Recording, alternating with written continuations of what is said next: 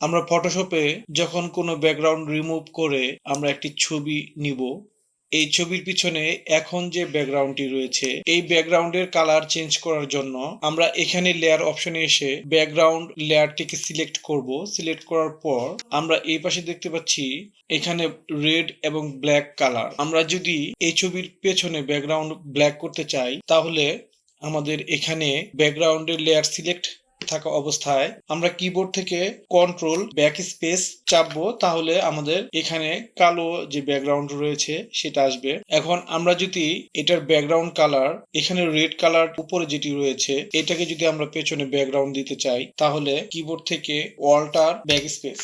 সহজ কথা, আমরা যদি এই ছবিটির পেছনের ব্যাকগ্রাউন্ড কালার চেঞ্জ করতে চাই তাহলে এখানে যে ব্ল্যাক কালার রয়েছে আমরা যদি ব্ল্যাক কালার দিতে চাই তাহলে এখানে ব্যাকগ্রাউন্ডের লেয়ার সিলেক্ট থাকা অবস্থায় আমরা কিবোর্ড থেকে কন্ট্রোল চেপে ব্যাক স্পেস দেব, তাহলে আমাদের ব্ল্যাক কালার আসবে। আবার এই উপরের রেড কালার যদি দিতে চাই তাহলে কিবোর্ড থেকে অল্টার চেপে আমরা ব্যাক স্পেস চাপবো, তাহলে আমাদের রেড কালার আসবে। আর আমরা যদি এটিকে আগের মতো ব্যাকগ্রাউন্ড সাদা রাখতে চাই তাহলে কন্ট্রোল অল্টার ব্যাক স্পেস, তাহলে এটা আমাদের ব্যাকগ্রাউন্ড আগের মতো সাদা হয়ে যাবে। আমরা একটি ছবির পেছনে এভাবে ব্যাকগ্রাউন্ড কালার চেঞ্জ করতে পারি।